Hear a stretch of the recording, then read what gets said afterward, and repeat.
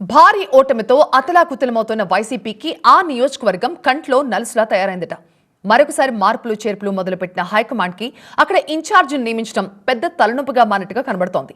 నేనున్నానంటూ ఒక నాయకుడు ముందుకొస్తున్నా local cadre మాత్రం వద్దయ్యా మీకో నమస్కారం అంటున్నారట. దీంతో ఫ్యాన్ పార్టీకి పెద్ద పరేషానే వచ్చిపడింది. ఇంతకీ ఏంటా నియోజకవర్గం, దాని కథ ఏంటి? సంతలో ఇన్ఛార్జి గోల. ఆయన వస్తానంటున్నారు, వీళ్ళేమో వద్దంటున్నారు. వైసీపీలో లోకల్ నాన్ లోకల్ పంచాయతీ. ప్రకాశం జిల్లా సంతనూతలవాడ నియోజకవర్గంలో వైసీపీకి నడిపించే నాయకులు లేకుండా పోయారట. గత ఎన్నికల్లో ఇక్కడ పోటీ చేసి ఓడిపోయిన మాజీ మంత్రి మేలుగు నాగార్జున బాపట్ల జిల్లా వైసీపీ అధ్యక్షుడిగా బాధ్యతలు చేపట్టారు. దీంతో ఇక్కడ క్యాడర్ కు లీడర్ కరువయ్యాడు. పోనీ కొత్తగా ఎవరైనా ఇన్ఛార్జిగా నియమిద్దామంటే ఆ వ్యవహారం హైకమాండ్ కు కత్తి మీద సాములు తయారైందట.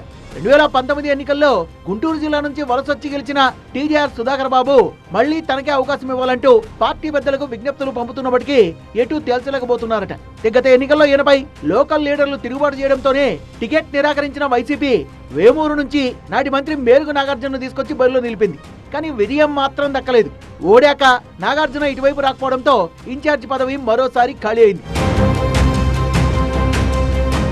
వైసీపీ కథ ఇలా ఉంటే సంతనూతలవాడలో టీడీపీ స్టోరీ ఇంకోలా ఉంది.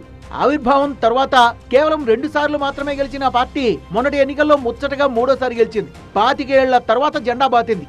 అంతర్గత పోరు, రాష్ట్రంలో మారిన రాజకీయ పరిస్థితుల కారణంగా ఇక్కడ తొలిసారి ఓడింది వైసీపీ. దీంతో క్యాడర్ బలంగా ఉన్నా నడిపించేందుకు సరైన నాయకుడు లేకపోవడం వల్లే ఇలా జరిగిందన్న అభిప్రాయం వ్యక్తమవుతోంది.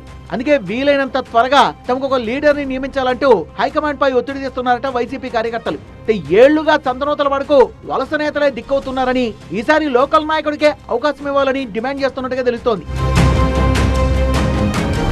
గతంలో ఇక్కడి నుంచి గెలిచిన విశ్వాసం, లోకల్ గా తనకున్న పట్టును దృష్టిలో పెట్టుకుని సంతనూతలవాడ నియోజకవర్గంలో మరోసారి సత్తా చూపాలని మాజీ ఎమ్మెల్యే టీజీఆర్ సుధాకర్ బాబు విళ్ళూరుతున్నారట. తనకు మరోసారి అవకాశం ఇవ్వాలని అధిష్టానం పెద్దల చుట్టూ చక్కర్లు కొడుతున్నట్టు తెలుస్తోంది. ఇక్కడ పోటీకి సైతం ఎవరూ ముందుకు రావడం లేదని, తనకు బాధ్యతలు అప్పగిస్తే గెలిచి చూపిస్తానని భరోసాగా చెప్తున్నారట. ఇప్పటికే పలు దఫాలు పార్టీ అగ్రనేతలతో సమావేశమైన సుధాకర్ బాబు తనకు టికెట్ నిరాకరించి అన్యాయం చేశారంటూ గోడు వెళ్లబోసుకున్నారట. అయినా పార్టీ అభ్యర్థుల గెలుపు కోసం కృషి చేశారని చెప్పుకున్నారట. ఆ విధేయతను చూసైనా మరోసారి సంతనూతలవాడ నియోజకవర్గంలో తనకు బాధ్యతలను అప్పగించాలని కోరారట. కార్యకర్తల్ని ఏకతాటిపై నడిపి వచ్చే ఎన్నికల్లో విజయం సాధిస్తానని కాన్ఫిడెంట్ గా చెప్తున్నారట. మాజీ ఎమ్మెల్యే మళ్లీ వస్తానంటున్నారు. సరే, అందుకు అనువైన పరిస్థితులు సంతనూతలవాడలో ఉన్నాయా అంటే అది డౌటే అన్న సమాధానం వినిపిస్తోంది. సుధాకర్ బాబు రాకను తీవ్రంగా వ్యతిరేకిస్తున్నారట లోకల్ కార్యకర్తలు.